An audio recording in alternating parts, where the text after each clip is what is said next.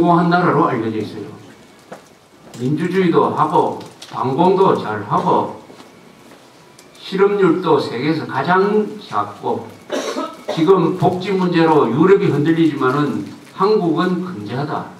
대한민국은 세계의 모범 국가가 됐어요. 모범 국가. UNDP라는 기구가 있습니다. UN 개발 기구라는 UNDP에서 매년 발표하는 게 인간 개발 지수 랭킹이라는 게 있어요. 휴먼 디벨롭먼트 인덱스라고 하는데 이걸 쉬운 말로 삶의 질이라고 합니다. 삶의 질이 어느 나라가 가장 좋으냐 하는 것을 순서를 매겨서 매년 발표를 해요. 이거 아주 권위가 있는 발표입니다. 삶의 질, 뭐가 들어가느냐? 제일 중요한 게 평균 수명이 길어야 됩니다. 평균 수명. 우리 평균 수명이 얼마인지 아십니까? 81세. 81세입니다. 2040년에 가면은 평균 수명이 90세가 된대요. 북한이 평균 수명이 얼마냐? 65세입니다. 38선 북쪽에 있는 우리 동족이 남한에 있는 사람들보다 16년을 적게 살아요. 제가 북한에 살 때는 딱 65세 정년에 걸려가지고 지금쯤 무덤 속에 들어갔을 겁니다. 그 다음에 교육 수준, 교육. 대한민국은 지금 인류 역사상 위대한 업적 하나를 남겼어요. 뭐냐? 대학 진학률 83%. 대학 진학률이 83%입니다. 이거 세계에 없습니다. 세계 최고예요. 일본이 교육열이 굉장하지만은 47%예요. 47%. 핀란드, 스웨덴 이런 데 가면은 한 30% 됩니다. 83%. 인류 역사상 최고의 진학률을 만들어냈습니다. 문제는 이렇게 교육을 잘 받은 사람들이 정치적 선동에는 잘 넘어간다 하는 게 한국 사회의 큰 문제점으로 지금 제기되고 있습니다. 어떻게 보면 행복한 고민이고 너무 잘 살다가 보니까 정신이 망가지고 있는 이런 현상을 봅니다. 그 다음에 세 번째 요소가 1인당 국민소득. 요 세 가지를 집어넣어가지고 랭킹을 냈는데 작년에 얼마였느냐? 180여 개 나라 중에서 작년에 대한민국의 삶의 질 랭킹이 몇 등이었는지 아십니까? 혹시 아십니까? 신문에 자그마하게 보도가 됐어요. 한번 마음속에 한번 짐작을 해보세요. 한 몇 등쯤 될까? 대한민국이 12등이었어요. 작년에 12등. 삶의 질이 세계에서 12등이라는 겁니다. 아시아에서 우리보다 앞서는 나라는 일본밖에 없어요. 일본. 작년 통계에서는 스위스, 프랑스, 영국, 덴마크 이 나라 다 우리 뒤입니다. 올해는 3등이 내려가서 그래도 15등이에요. 15등입니다. 대한민국이. 중국 잘 나가는 것 같지만 삶의 질 랭킹으로는 100등입니다. 100등. 이런 나라를 만든 사람들이 누구냐? 우리의 기성세대죠. 저는 기성세대의 맨 막내지만은 1920년대생, 1910년대생, 1930년대생 이런 분들이 고생한 세대입니다. 이런 분들이 위대한 지도자 이승만, 박정희 같은 세계적인 지도자를 만나가지고 그리고 미군의 도움을 받아서 만든 이런 근사한 나라, 20세기의 가장 성공한 나라에서 무슨 걱정이 있느냐 라고 아마 생각할 겁니다. 그런데 걱정이 많아요.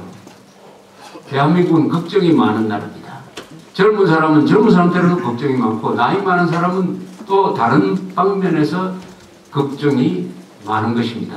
이 걱정의 핵심을 바로 방공, 자유, 대한민국을 사수하자는 이 구호 하나로 집약이 되었다고 생각합니다.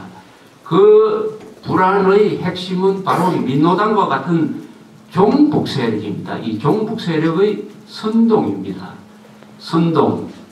공산당은 두 가지 무기를 갖고 있어요. 하나는 거짓 선동의 명수입니다. 선동을 제일 잘하는 게 히틀러의 그리고 선동의 이론을 제공한 괴벨스라는 사람이었어요. 이 두 사람의 선동의 원리는 이거예요. 인간의 이성에 호소하는 것이 아니라 인간의 감성에 호소합니다. 선동하는 메시지는 간단해야 된다. 그리고 계속 되풀이해야 된다. 이러면은 개를 보고도 고양이라고 하게 돼 있다. 공산당은 그것보다도 훨씬 더 발전된 선동 이론을 갖고 있습니다. 이 이론에 넘어가는 사람들이 많아요. 예컨대 이런 거죠. 요새 정교조, 일부 정교조 교사가 교단에서 가르치는 게 있어요.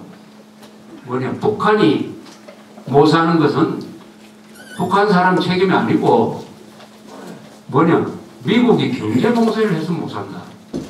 이렇게 선동을 합니다. 그러면 분별력이 없는 사람들이 넘어가요. 그래서 미국 놈들 나쁜 놈이다. 그래서 북한 사람들이 저를 못 산다.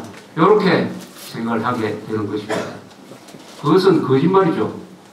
미국이 가만히 있는 북한을 경제 봉쇄를 합니까?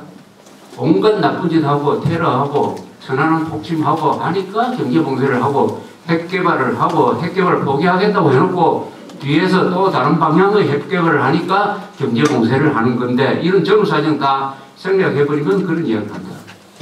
이런 선동에 넘어가는 사람들이 무식한 사람이면은 가르치면 돼요.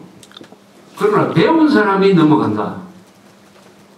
세계 최고의 고학력 집단이 오늘날 20대, 30대예요.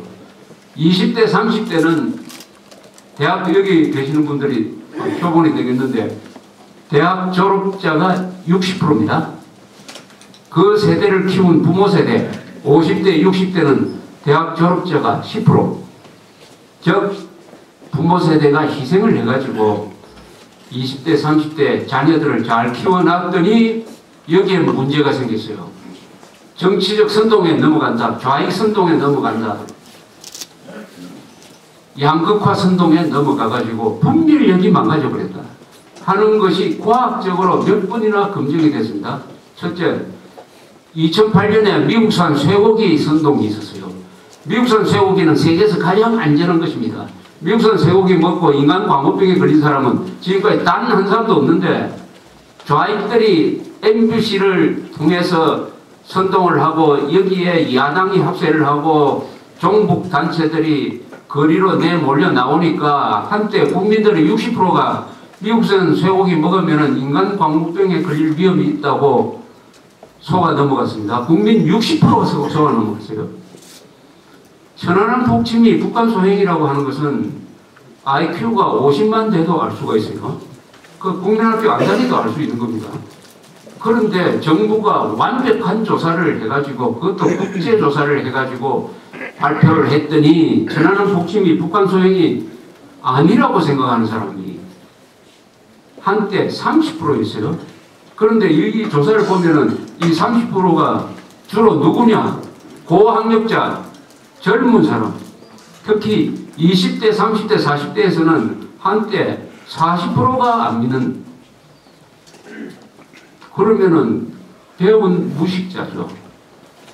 배워가지고 분별력이 있어야지, 배워서 선과 악과 피와 구분을 못하면 그건 무식자입니다. 한국은 못 배운 사람이 없어서가 문제가 아니라 배운 사람이 너무 많은데 선동에, 그것도 어처구니 없는 선동에 넘어가는 사람이 많아가지고 무식자가 뭐냐.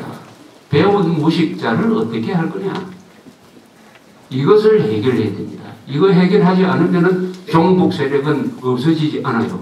종북 세력은 누구를 바보로 생각하느냐. 바로 이렇게 잘 속아 넘어가는 배운 무식자들 속에 종북 세력의 지지층이 생긴 거예요. 그래서 이 종북 세력, 배운 무식자, 그러면 왜 이렇게 배운 무식자가 많느냐, 왜 이렇게 간단한 선동에 넘어가는 사람이 많으냐 하는 것을 우리가 진지하게 생각을 해봐야 됩니다.